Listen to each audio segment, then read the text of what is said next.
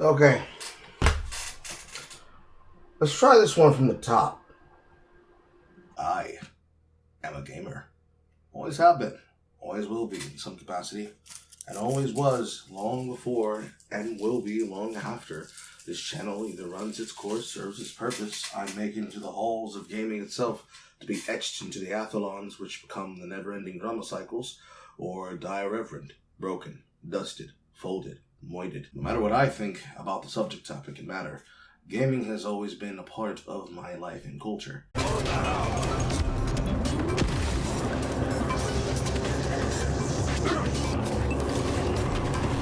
Life has a funny way of forcing you into a boss fight.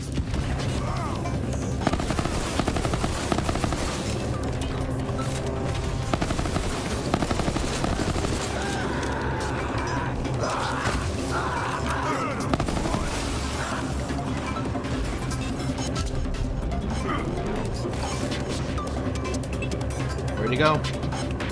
Did he jump into the structure?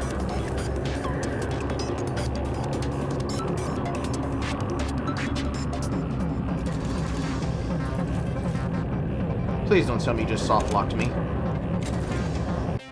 Okay, so the boss is stuck out of bounds.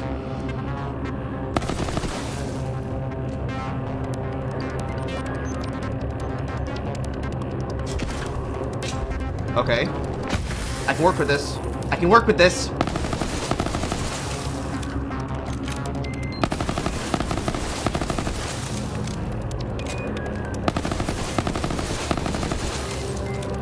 Also,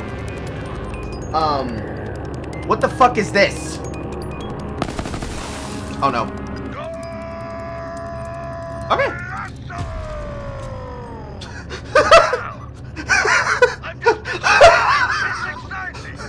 What a piece of fucking cake! Oh my god! I was a 13-year-old boy. Body enemy thought. Maturity of a 12-year-old boy. I didn't sign for this experience of seeing women be forced into blackmail. The Lovey-Dovey Diaries. My dearest darling. Super smashing boo. I've been thinking about you, and now my heart's beating so fast, I think I'm going to explode like a love volcano. When are you going to wrap me up in those big, strong arms of yours? Tell me, it'll be soon. I've waited far, far, far too long. Yours forever and ever, Boudica. Hold hands for the very first time. Can you imagine, my dearest? Can you? This man thirsty!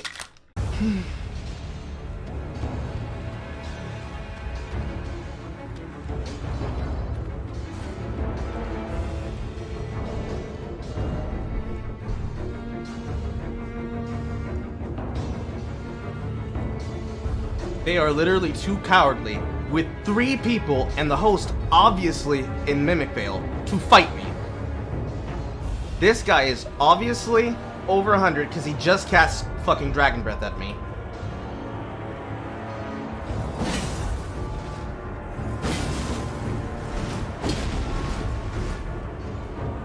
And it seems that the host is acting there in the corner. Right in the back corner over there.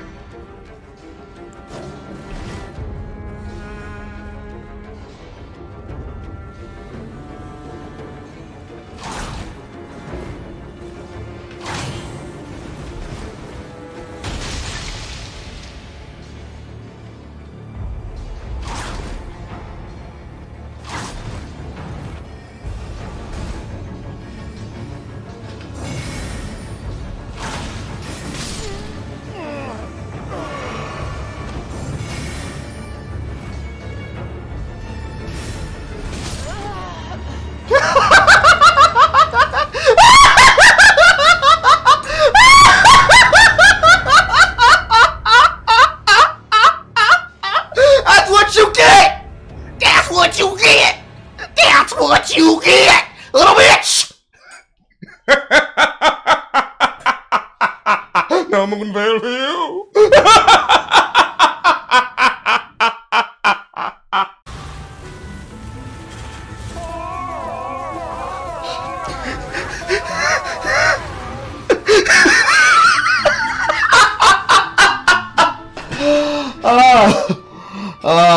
Yeah, that's worth it. Yeah, that's worth it. Oh, fuck me, that was loud.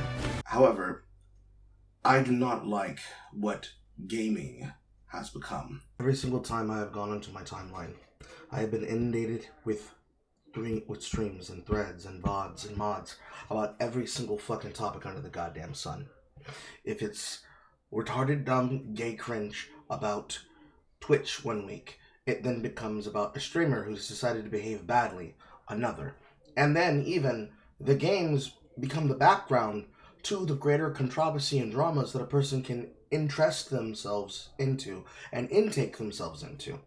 Don't get me wrong. I am a part of that system. We're all a part of that system. But when it comes to core gaming experiences, it is capable to have a social experience without needing to exact a toll upon the industry at whole and at large. Because for every single time we could say that applies to people like this, there are more clear examples with some of the people we're talking about. I mean, clear fucking examples of the people we're talking about, okay? My problem here that I have is a very simple concept. People, and I do mean people, all groups, all spectrums, all walks of life, all groups that are choosing to speak about this. Gaming channels that specialize in talking about the news and drama, but they can't do the goddamn job talking to and about you. My problem is that as far as I've ever cared about anything I have ever covered, will cover in the future, and exist as having a stable opinion on, I am of the belief that you should be forced to consume some shit, to say some shit. So, when we all, or when I, and people like me, talked about Dustborn, we had to play the game, even if we were doing it on piracy, and we had to complete it, so that we can then have an opinion about it. Looking at what was in the game, looking at its content, being able to tell people what is actually about the material of its substance and its story. Same thing with crowdfunding games for the explicit purpose of being played on camera, which then can lead into more content. Because as much as we can talk about things that are bad in a game like South of Midnight, I would rather be able to demonstrate and contrast what is good about them. And also still then talk about the goods and bads inside of things like what was offered to us by community member Alex Dragon, with being able to take and pivot directly into the quadrilogy that exists inside of Ratchet & Clank, which is one of the pieces of DNA that I would say are a part of the game design of that game. I'll meet you later. I have one more thing to do. What are you up to? I have to go to the Flood Mansion. Have you lost your mind? I know you can't understand, but I need you to trust me one more time. I know that you just went through a crazy, wacky, woohoo Pizza Man storyline, Mama, where you got dragged off into a realm of nightmares and was suffering on your own goddamn despair, but the last thing you saw being me falling into the river and you not seeing me revive back because the land literally chose me to be the new magical black Negro. I can't say that word on Twitch. Negro's already pushing it, but if I add the EDSS to the end of it, they're gonna think I'm saying a slur chat.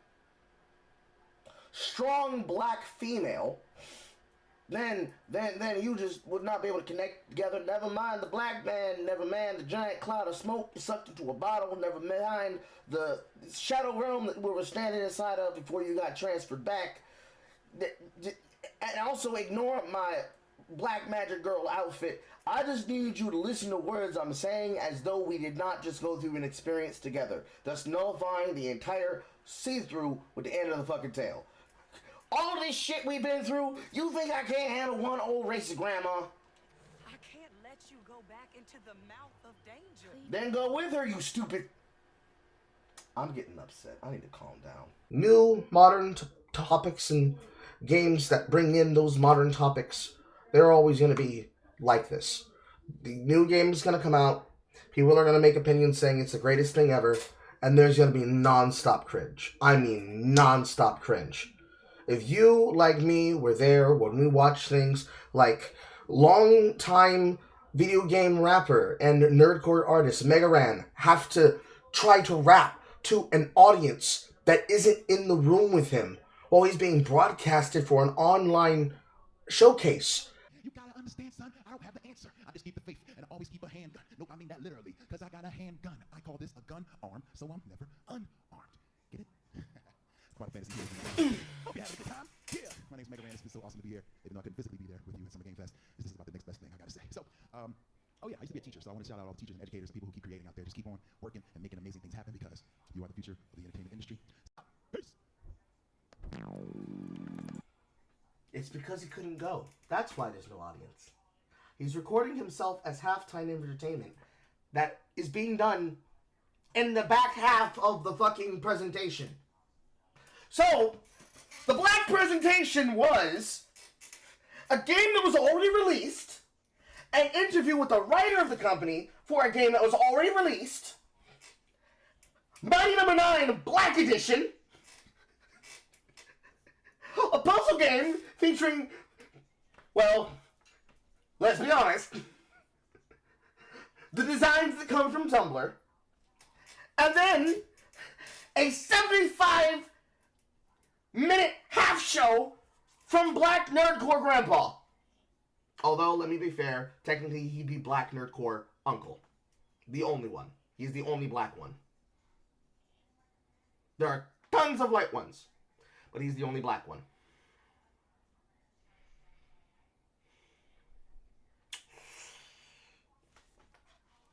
I don't know, McGran. I don't think you're shucking jobs like that for the white folks no more. That shit hurt my soul to watch. All of that was here to hear. So, Black Voices in Gaming. Where the game's at? You can physically understand the cringe that I'm talking about. Because as much as we would like to make fun of the ideas of things like Unbeatable, and the fact that it just so happens to be that it has trans people involved with the project, that doesn't matter if that same trans person is shredding fucking licks on the goddamn guitar. Now, Unbeatable is a game that we were already told about, that I've been looking forward to, and I am upset that there hasn't been more content about it. Please let it be good. Please let it be good. Please let it be good. I'm RJ Lake, and I'm directing Unbeatable, a game where music is legal and you do crimes, with Andrew Tsai over at D-Cell. This is a never-before-heard new track from this is mostly a never-before-heard track from Unbeatable. It's not a live performance, but all the performances in it are live, if that makes sense. That's because the guitarist is playing lead guitar and rhythm guitar and acoustic guitar and is the drummer, and our keyboardist is the cameraman. This should show you probably just how much work goes into even one of the songs on our 100% original soundtrack, which, by the way, starting right now, you can pre-order at dcellgames.bandcamp. Now see, this right here, I can fuck with this. People will give you, Carl said, raising his hand, a hard fucking time for epic Reddit chungus, pay money wubby style, YouTuber short cutaways, right? But I am willing to do it if you're going low energy and you're trying to not act like a meme lord, okay? Schaefer was approaching the Randy Pitchford side of this, and you have to approach the SinglePlayerCarl side of this. If you do this in this way, I have no problem. Plus, shameless plugs, I'm all for it! Okay, so here's the thing that's interesting about this. On one side, you got a whole bunch of people on the internet that are going, oh, brother, to the side of this, right? But at the very least, on the spectrum of how trans are you, Anna Valens is now watching a game that is going to be pandered to by people like that one bunny dev, the one that threw their shit when Nightmare Cart got nominated for the Real Game Awards. You're going to have developers like that saying, oh my god, the chuds, I hope they're saving. But at the same time, I'm looking at this and I don't care about the gender or the gender expression or gender presentation of the person who's writing the music. They are, at the minimum, putting together something that is original, that has never been done before. And those that would actively try to glaze something that they say that they want and then turn around and not support it. This is what people have been asking for. So, if your game is good, we support it. Period. I see you, Pip! Don't you start. That's the guitarist that they just introduced to us. Pay attention. Pay attention.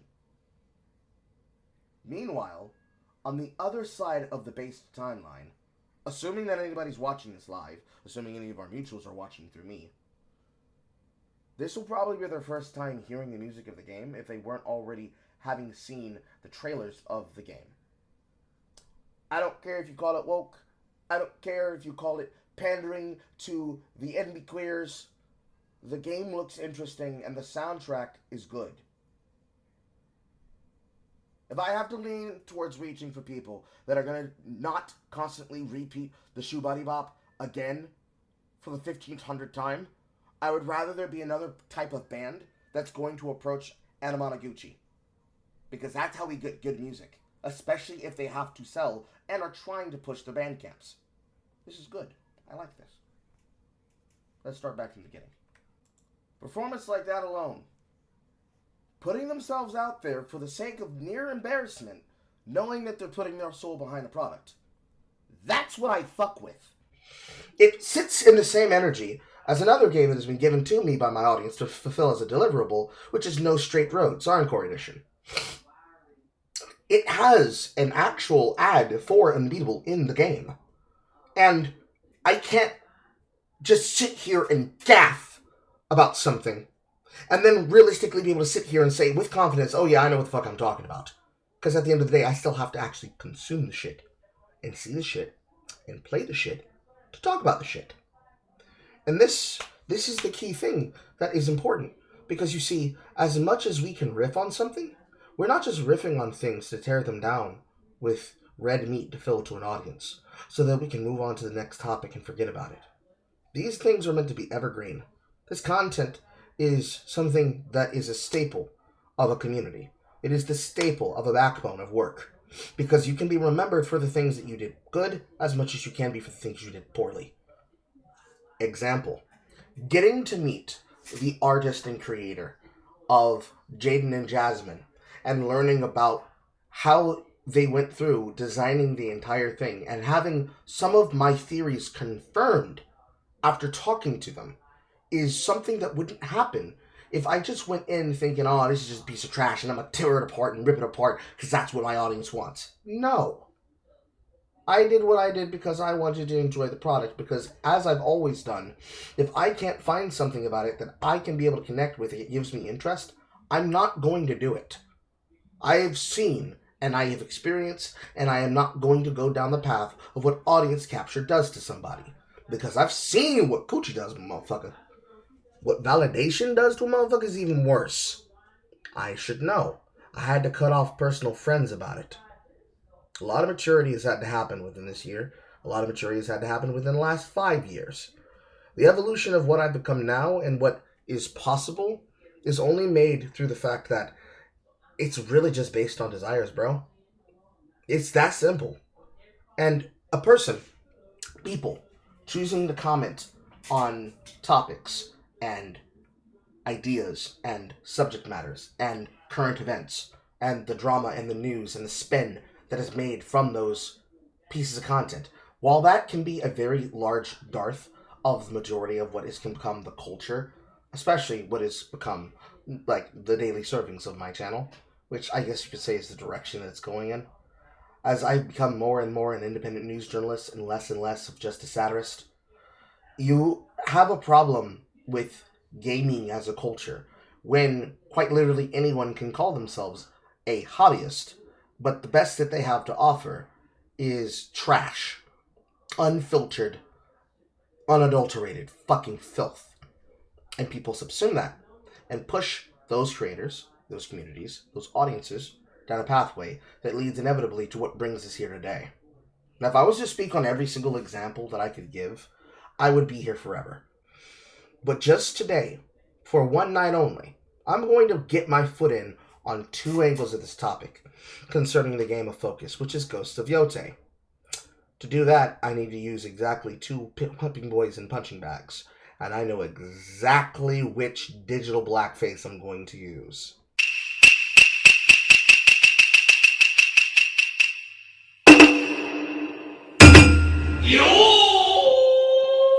Creators like 8 Closed Fist, we've all seen and we've seen before. In fact, he should be very recognizable to you, because he's the same content creator who decided to come out of the woodworks, like many did, to try and defend the works of Sweet Baby Inc., and then slinked immediately back into that darkness, the same time that the Act Man decided to realize, oh my god, I can't believe that's what they're actually doing. As you will remember, that he's the dumbass that is specialized for this particular take. This is killing gaming. Here we go. I have avoided the conversation around Sweet Baby Inc. for so long, but now it's getting out of hand. Basically, when a game is being made, some people will hire them to help them out with writing a dialogue or character design of certain types of characters. Spoiler alert, it usually involves stories and characters that isn't the default. Now, anti-woke people caught wind of this and they flock to it like flies on a turd. They'll tell you that they're the reason why Kill the Justice League and Arkham Knight are bad games. They'll say they're the reason why Spider-Man is dating a deaf woman, why Joel lost in golf, and why they can't edge to their favorite characters. And it all sounds ridiculous because from the bottom of my heart, it is. But they won't mention that they worked on games like God of War Ragnarok, Alan Wake 2. They won't tell you precisely what they worked on, what pieces of dialogue did they add to what game and how, because they don't know.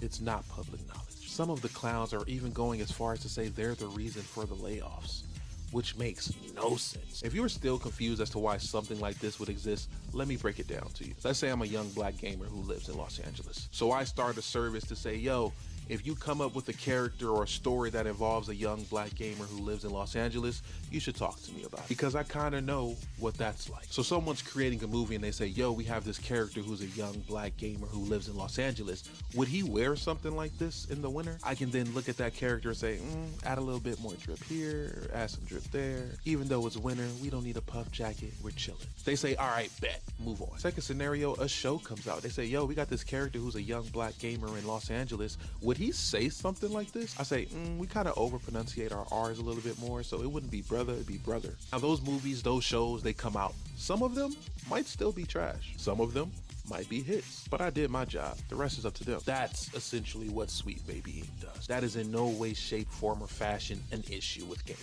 And it has in fact helped us get more interesting, better characters. Or else every character in the video game would still be like Aiden Pierce from Watch Dogs or Oh Boy from Days Gone. Sorry, that shit is boring. Nigga, are you for real? Absolutely amazing. Wonderful responses. A completely ignoble and indefensible argument, completely impregnable, can never be defeated. I can't begin to imagine how I'm going to be able to respond to this. And here comes Gothic Therapy with a giant steel chair. Roll the clip! And definitely there have been moments. I can think of one in particular. Don't need to get into the specifics of the game, but it was a situation where the identity of the characters was fairly important that we get it right.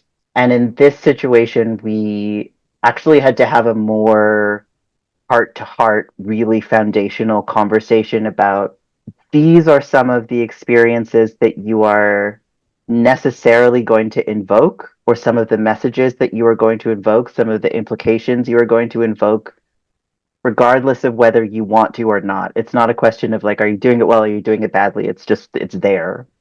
And so here are the options for how that could go. And this was a pretty, I would say, like, unique situation where they were willing to take days out of their time to talk with us about it. And I think in that situation, it was, as a marginalized person, I felt making myself very vulnerable, and being brutally honest of just like, hey, I think what you're doing is not cool. And then being met with less than optimal response to that, and then having to say it again, and then again and again. What I would take out of that, what I have taken out of that in hindsight, is know where your personal and professional limit is. Choose your battles. Decide as much as you can which hills you're willing to die on and which, maybe you would rather not. I think that really will serve you well. and get very specific about your priorities. Be willing to let certain things go, maybe, but that comes with experience. That's not something that I knew in the moment. I think in hindsight, I will say I wish I had been a little less vulnerable. And so that is a very valuable piece of information that I now have about myself. Let's break this down. That wasn't hyperbole. That wasn't a joke. That wasn't taken out of context. That was Cameron Wild describing how they kept pressing a studio again and again and again until the studio gave up. They didn't collaborate. They didn't find middle ground. The studio just surrendered. They even said the first response was less than optimal. So instead of respecting that, they went harder. And when pushing didn't work fast enough, they got emotional. Not to connect, but to guilt, to manipulate. Then Cameron said, I wish I had been less vulnerable. Not because they went too far, but because they resent needing to. They didn't want dialogue, they wanted obedience, and they were pissed it took effort to get it. And then came the kicker. People need to be willing to let things go. But they weren't talking about themselves, they were talking about the devs. Are you able to influence how many or in what manner women and minorities are included at the planning stage of a game? Or can you only give feedback on existing characters already in the script? So for me, that's why I tend to focus, my form of sensitivity reading, risk assessment, and the work that we do on building the narrative. Because I think there are two kinds for me, kinds of sensitivity work. And one of them is that, you are presented with something that's more or less finished, it's already in there, and kind of your job there is to tell someone, okay, this might be offensive, this character feels, inauthentic to the identity they're supposed to convey, or this, this plot point is a trope that, have negative associations with a given kind of identity. And that's one kind of work that I used to do a lot more, and I try to do less of it now. But when I do that kind of thing now, I prefer to, try to spread that work among a team of experts, a team of consultants from different backgrounds who can address, my own blind spots and kind of create a panel on that.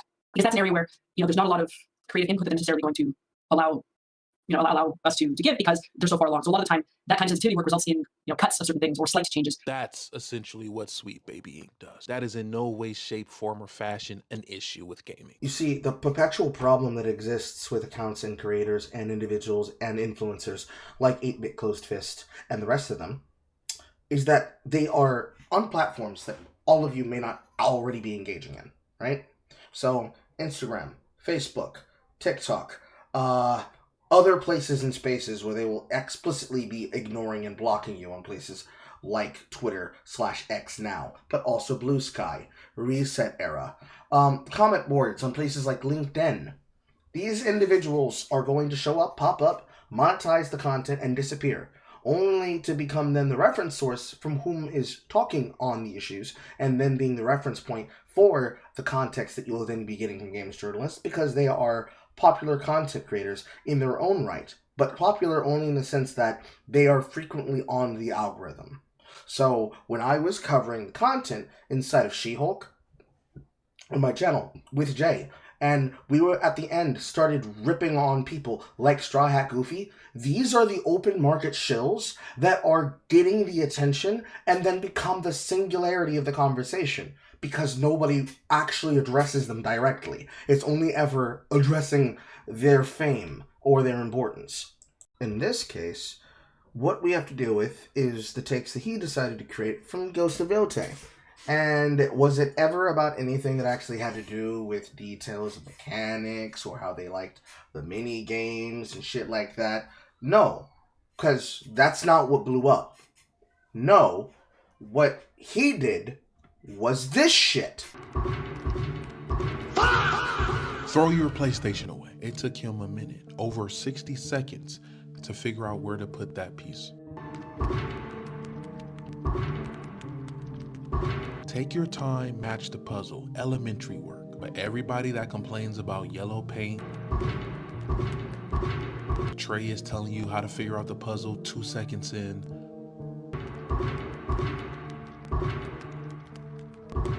No Twitter checkmark. This is not rage bait. He was dead ass. Watch it. No, look.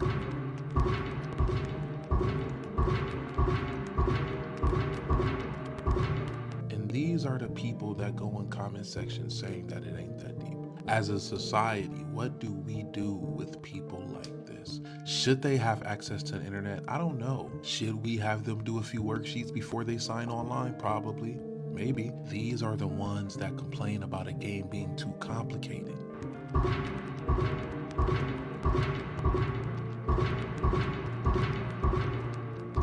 It's embarrassing. Make sure you tap in for more video game discussions.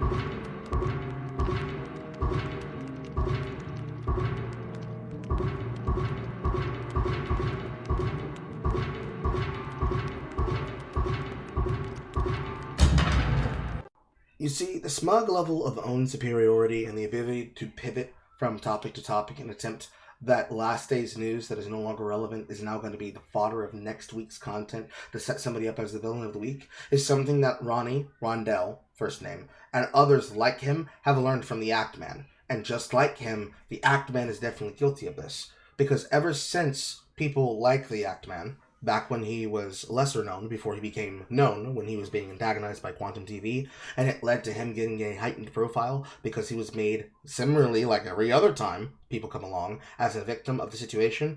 The left-wing figures and the left-wing audience that they then started attracting led to them immediately pivoting into becoming internet enthusiasts that just specialize at talking out of the side of their neck, taking arguments from people that they can be able to use as an easy slam dunk that then gets them more traction and more controversy and then more attention that then leads to, in this case, his particular preferred platform is the Instagram/TikTok infinite money glitch, where they take somebody out of context, they make them look like they're fucking stupid, and then use that as a cudgel to bash the rest of us because we don't happen to represent that group. But they're going to use it to represent us anyways, because nobody's capable of representing us as a virtual whole, and even though it's not supposed to be our job to, that is how it goes. That is the engine. It's an attention economy. And just like I had said in People Be Yappin', the only way that you fight against this is that you debunk them on the spot, and you make it impossible for them to run from the truth. Unfortunately, at the time, we were not as organized as we should have been. We are now more properly organized, but that leads to its own perpetual problem. Because we're not organized around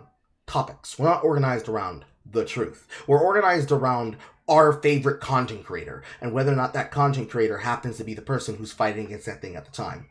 If they don't tell you that it's real, then you don't care. And unfortunately, this is how Ronnie makes his movements. Because it's not about whether or not it's true, it's about whether or not he can get more people than viewers at the time to defend the thing he's talking about and to talk on the thing he's talking about. So no matter how many times we've said that it's possible to have a video game that is better designed, that has better means of environmental storytelling, that then guides a player on through the conducted and constructed architectural path made by the game developer, that is better than some method than aggressively white, bright, yellow, and neon, nearly spore-like plague paint, it doesn't matter. Because the narrative is now, look at these chuds, look at these chuds, look at how bad they are at video games.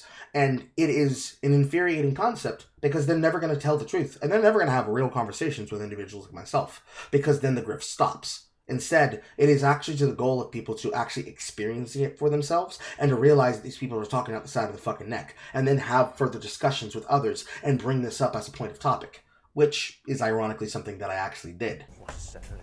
Vagina. What would be your message to grifters intentionally trying to use the game as a cudgel to offset the technical problems of the game? I'd say go outside, get a life. Stop trying to spread lies about stuff, or at least embellishing the shit out of the issues with the game. When honestly, so far so good. If the story takes a downturn, okay, sure, whatever. I guess I can kind of sympathize, but otherwise, you're just weaponizing politics again. It's ridiculous. Please find something more constructive to do with your time. That's it. Ugh. Really be able to view it in pertinent perspective. Accounts and creators like Ronnie are locusts. They are culture vultures, they are locusts. They are people who did not actually give a fuck about gaming before when it was nerdy and it wasn't something that could be monetized. But now that it's something that it can be monetized and conversations can lead them to getting profit off of it, he acts as a example that stands in for the normal modern audience and gamer. People that are already set against people like myself People like the Writing Raven, people like the Master of the TDS, people who specialize in doing it as not just a part of their job because they like it, but also being able to have conversation at the same time. They are the like-minded people that basically attacked things like Every Frame a Pause during the Jenny Nicholsoning, where it was always, well, these are what these guys always do, but they could never spend the time to actually investigate it and find out. So they just decided that everybody is an evil, toxic, misogynistic bigot. Right now, he's currently doing this to ARC Raiders, and it is as abysmal as you might think it would be. The question at that point is then, what do we do about them? And it's the same answer you do with any person who wants to do things to be noticed. You make an example of them. You don't just clip the content and then just woody woo and then just fuck off about it. You need to make a point of refuting it and rebutting it the same way that you would an article from somebody who was a part of companies that are now owned by bot networks like Volnet. If you want to be able to make a repugnant take or a rebuttal against something printed by somebody who's a part of one of these organizations or who is an individual themselves, you post it and react to that content and you do the shit you were already going to do. But you do it the exact same way that would have done it during the uptick of the Gamergate. So in Gamergate 1, where you didn't read shit without a link, you don't investigate shit without a link, you don't react and spurg off of what you're told from chat, you investigate it, you find out if it's real, you get the clip, you actually give your assertion, you actually detail it, have an opinion of your own, not just regurgitating somebody else's. That's how you fight against somebody against like Ronell. Because they're not going to react to you. Again, they're not going to speak directly to you unless they're able to yuck their yums on the platform. So really then, the only real technique, the only real power to stop them is to basically either beat them in a discussion that you can get them to be solid on. They're more than likely going to run away from those, unless it's happening on TikTok, or become a large platform creator and build your own community and audience, and build an audience bigger than theirs on TikTok, and basically bully them to silence, because the only language they understand is big fish eat little fish, and in their small pond, they are big fishes, but only because they are only ever congruent with the opinions of people who are already like-minded. Against people who know that they're full of shit, or against people who can just get the information to disprove it, they immediately lose any and all of their wavering. And it's the same thing with cold posting accounts. Like this blase, in one ear, one out the other. They'll move on as quickly as the cycle of news moves. But the next one's the reason why I wrote what the fuck I wrote. I'm about to get in somebody's ass. For real, for real.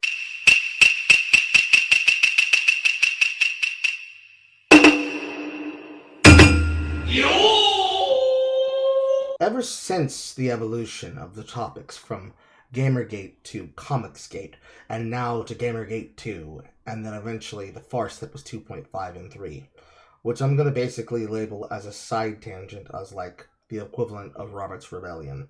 So that period of time where between Doritos Rambo getting assaulted and attacked by SBI, you saw an uptick of behavior from John Delaraz before his eventual dismissal when he decided to try and backstab Master of the TDS, trying to go onto a JQ bait to get him to act a certain way and to cover for him, which then led one Smash JT into the Lion's Den to be the sacrificial lamb to demonstrate his essential connections to 1488 conspiracy shit. It has been the energy and the go-to zest of life, especially when it comes to online interactions on Twitter, of all places, where the news basically gets made and then spreads and proliferates itself faster than a wildfire, for there to be an uptick of what I'm going to call an outrage snark merchant. There are plenty. There are many. They all belong to all sides. Everyone is guilty of this crime in action. And mind you, when I say a outrage snark merchant, I don't mean a person who is making fun of somebody. I don't mean a person who is just commenting on something and somebody disagreed. I mean a person with a pathological, outright desire and purpose that every interaction serves the goal of having an opportunity to show up underneath somebody's replies as a reply guy, and then the behavior of what they're doing online does not match the shit that they're doing on the live, doesn't match the shit that they're saying in their video, and doesn't match the behavior that they have on somebody else's content compared to their own content. So, being a guest on a talk show, or being a panelist on a group show, but then when they speak alone, they act like a jabbering baboon. There are plenty of people who define an outrage snark merchant, but I think we all know who's going to be the subject of the topic today, yeah. So, when I talk about online snarking, I'm talking about any of the examples I'm about to show you on screen. This shit is not what news is supposed to be. It's not what conversations are supposed to be. These people effectively abandoned all civility and abandoned all ability to do their job, instead seeing it as a way to have an effortless back and forth tit for tat. To the point where their own sides are actually getting tired of it. But you see, it's not enough. It's never enough just to do this. No, it always has to go faster, farther, and further than anything you would have ever expected. Kind of like how everybody expected some dog shit out of the particular bad behavior that we recently have come to see within the last week and a half at this point. And they're still going to this day. You see, outrage merchants have always existed, but when it comes to gaming content, there are plenty of people who benefit off of this no matter what. And it's people who actually have esteemed and certified platforms, like again, the Axe Snake, but most especially people like Smash JT. And I'm saying it explicitly because it's undeniable at this point. But how did we get here? What is it I'm talking about? Again, I'm going to show it to you. And the best way that I can actually show it to you is to show it to you from the thread that inspired me making this video today. I read with quote as follows. This right here is the goalpost moving that we're all talking about, by the way. First, it's that the game won't sell because that fat, dysgenic lesbian Erika Ishii tanked it. And then it became a live murder about how Smash JT thinks that being a QA tester at Sony trumps 20 years of actual games journalism when he's actually confronted and spoken to by Colin Moriarty. Where the conversation literally is that the Serrano numbers are the Serrano numbers, and eventually pivots into Smash JT pointing fingers at Colin, having antagonized him and having called him a shill, and leading to a verbal beatdown and breakdown that has been a masterclass in how not to have conversations with people on a live stream camera bod. And I mean, I'm not new to this world either. No, I'm not saying I you used are, to but work at Sony. I've been in the game industry myself. I'm not some random dude that just turned on a camera one day. So this is not new to me either. And that's not trying to big time. Wait, did you say you worked at Did you say you worked at Sony? Sony Online Entertainment. I don't get anything. That was the other thing I really liked about it was when you made a video about me and you used the thumbnail with shill in it. You're calling the person who doesn't get anything for free from anyone, who accepts no free games, no early access, no travel, no preview events, listen to how you talk about no stuff. anything, and then saying I'm a shill, but you like for what? Listen to how you talk about Circana and defend it. It's just like it just seems like you want to disbelieve. And I'm just telling you, not everything is a conspiracy.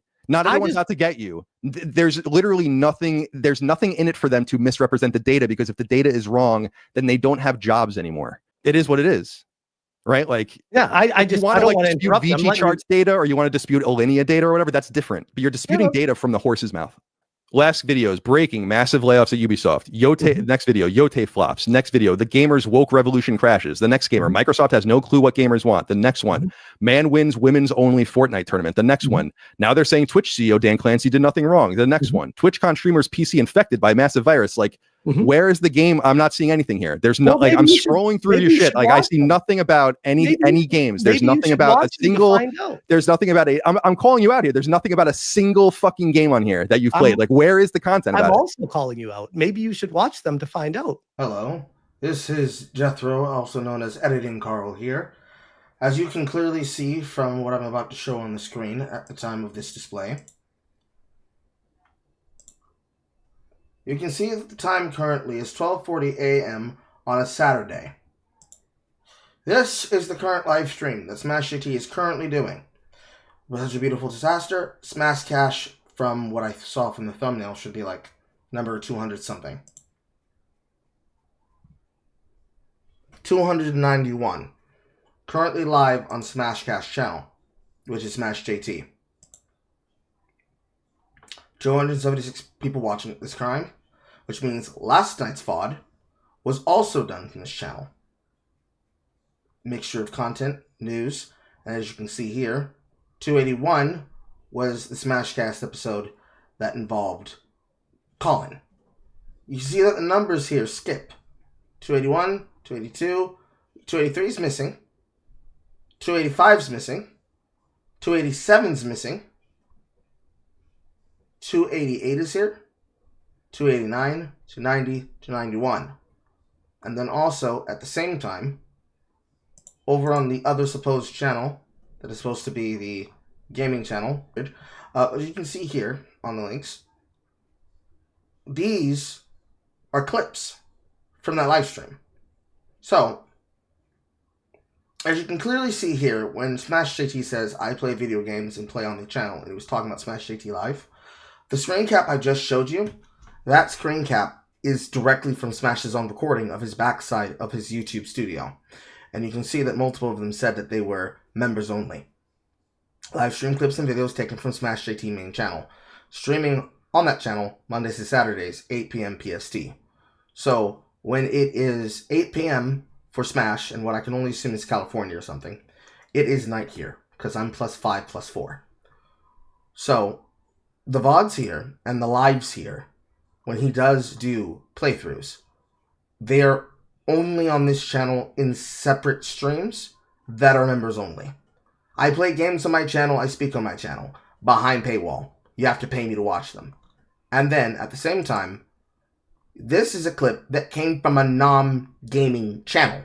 So, the thing that I'm pointing out here, if it wasn't plainly obvious from the editing, Smash JT both says and claims that he is doing videos and content from his main channel, and that he's doing then gaming on his gaming channel. But it's actually just a VOD of Smash JT. So he's commingling the two things together, while also obfuscating that being a guest panelist on shows like Saturday Night Hypnosis, and then being a potential occasional call-in that is planned ahead of time, as was admitted on the recent appearance on Side Scrollers, clarifies him as just being a gamer who's playing video games, and Colin has no room to talk, despite the fact literally everything Colin said was accurate. And inclusive to that, you can see here, if that was the case, why are clips that have nothing to do with gaming on the Smash JT Live channel? You said this was the gaming channel, so why is this here? Why is this drama content here? And then, why is the content behind a paywall? That's supposed to be the live gameplay of you playing the game. And just, you know, because I'm a petty Betty, just to put the kibosh in, you should pay Smash JT so you can see such content such as this.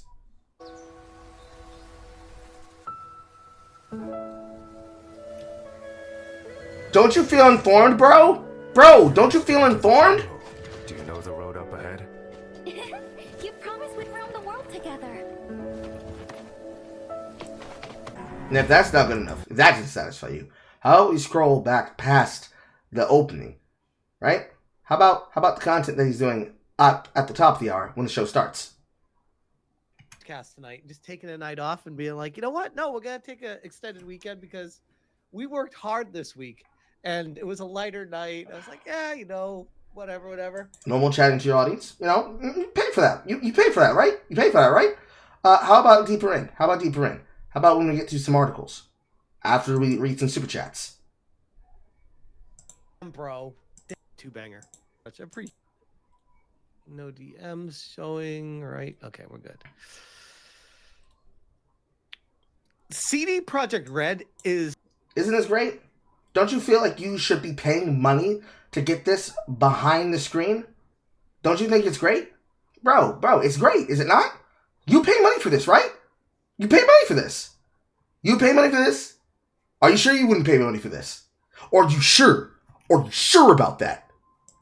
The goalpost has now moved to you've sold less. $60 million to make Yotei, made $100 million. $60 million to make Shushima, made $369 million. Yotei is a backward step no matter how you try to spin it. But how is he going to spin this? How are they going to spin this?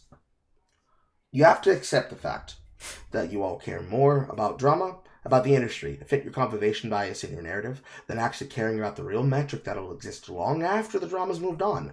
Much like the Grifters that have been marching the farce, so-called Gamers Gate 2.5 and 3 for the longest time.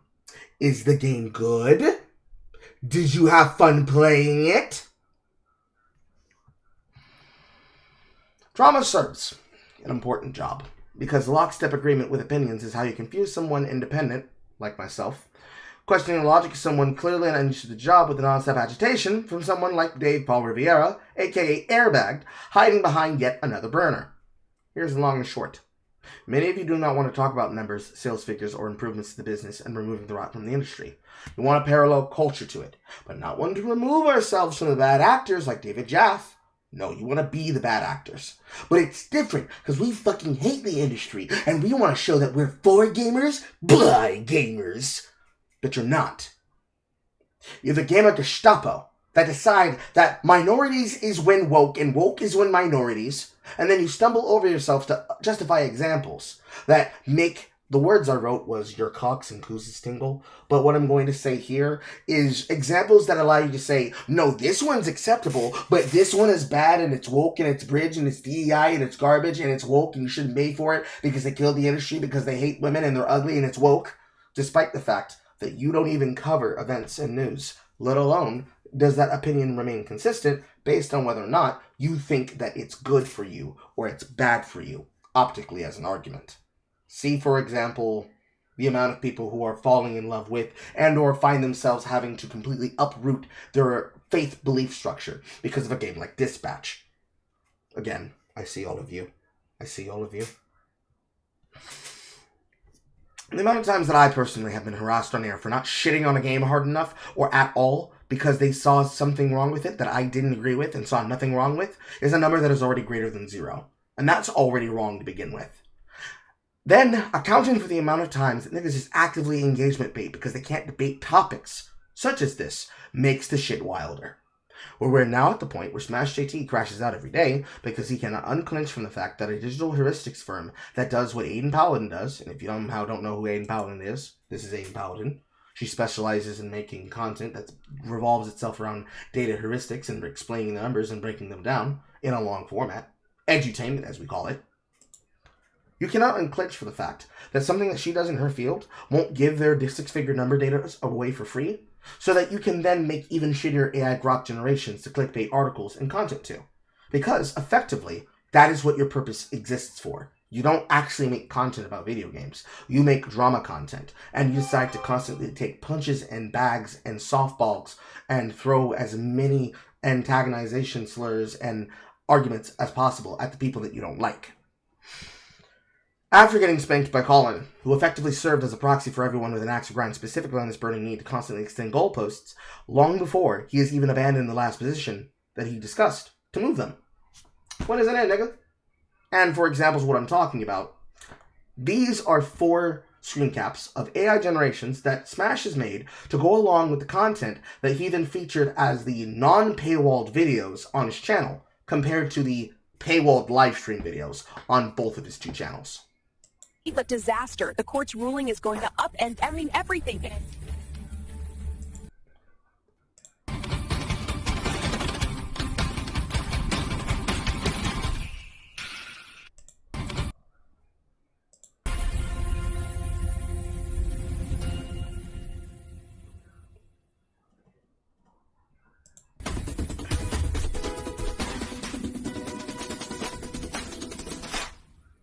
This is probably one of the first case examples I've ever seen something that I could ever describe as unironic, real-world digital minstrelsy. Not just taking people's likenesses and using it as a thumbnail, but specifically feeding it to AI-generated content in Grok to make them say things, behave ways, and act in a way that he can then antagonize further as an unironic caricature of them. Even if he says it isn't, it very much is and feels like it. A certifiable example of him doing this. It feels disgusting to me, and it's the one in time that I've ever seen in the history of me being online. So, from being a content creator beginning in 2013 to now, I have never, in all of my fucking time on YouTube, none of my time on Twitch, none of my time using Kick, none of my time using TikTok when I started using TikTok, and I don't think ever in the history of anything that I could have ever seen on X, I have never seen a content creator do this. And unabashedly and unshamedly say, oh no, this is normal, this is acceptable. There's nothing weird about this at all. while having the boner and hate boner that they have about the content that they choose to make content about. Never seen it. I've never seen this before. I can only speak for myself and only myself. But this is an opinion and energy that I've seen replicated by the other Frost of Rivia. We need to talk less about the things that we hate and more about the things that we actually support. That we are supporting and that we're passionate about.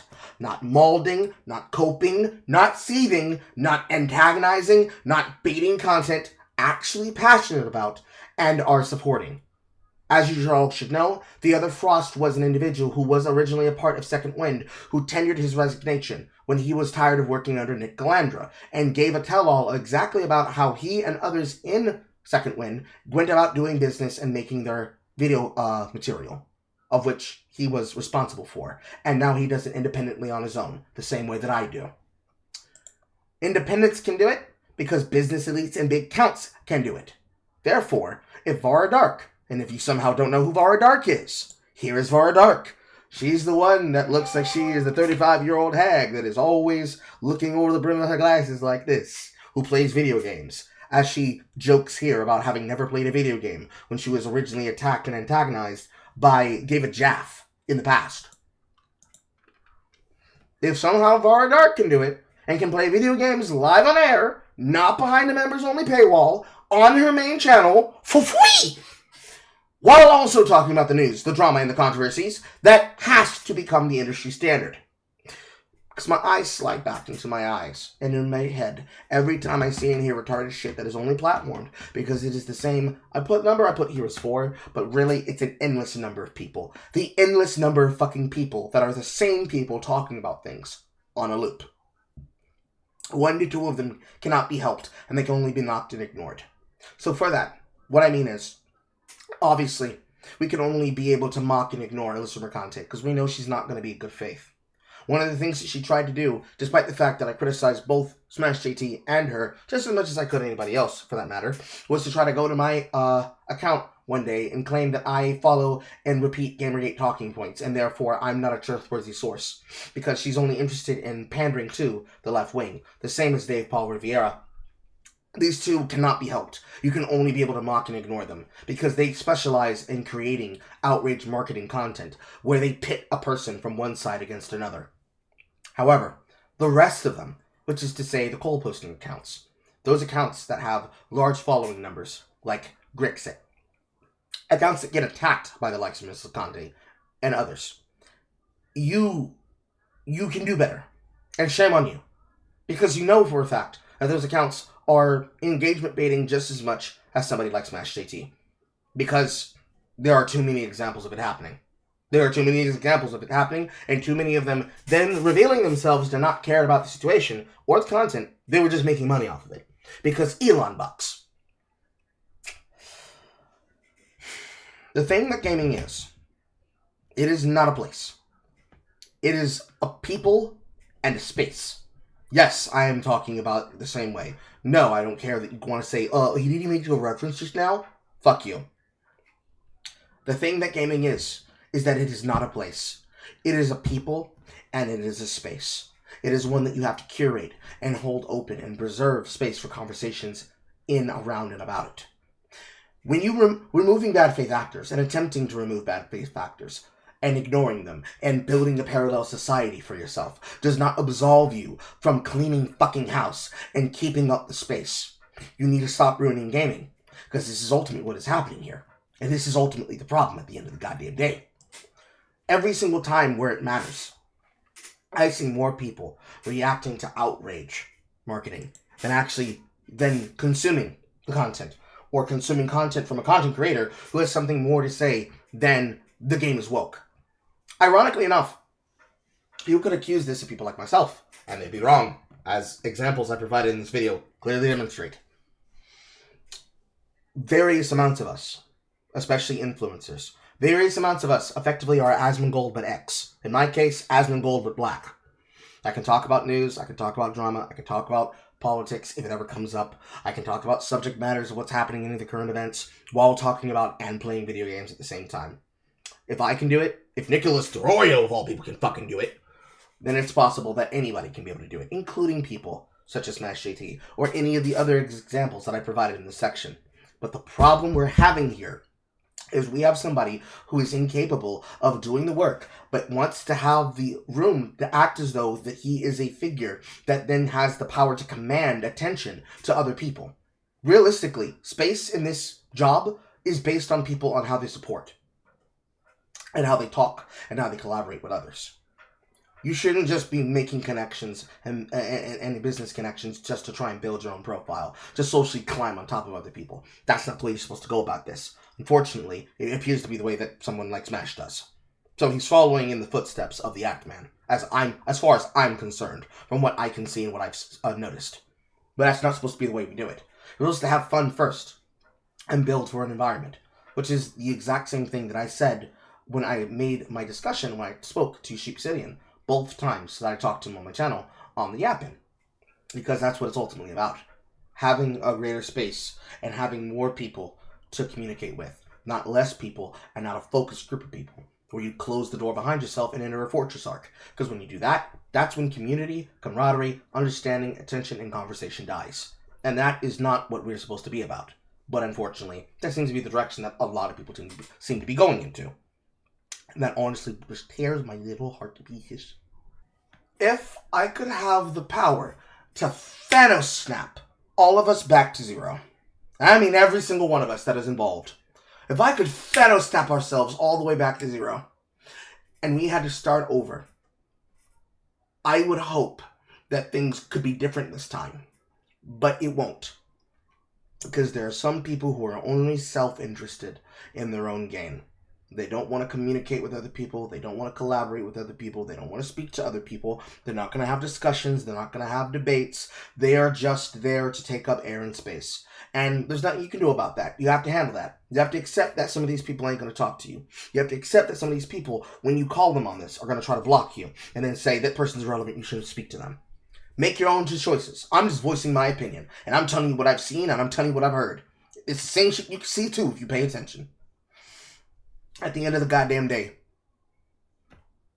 none of us are the mouth of the people. Okay? We're not. We're just guys. I'm just a nigga. I'm just a dude. And he's a dude, and she's a dude, and she's a dude. That man is a gooner, and she's a dude, and he's a dude, and we're all dudes. But you have to make decisions for yourselves, guys.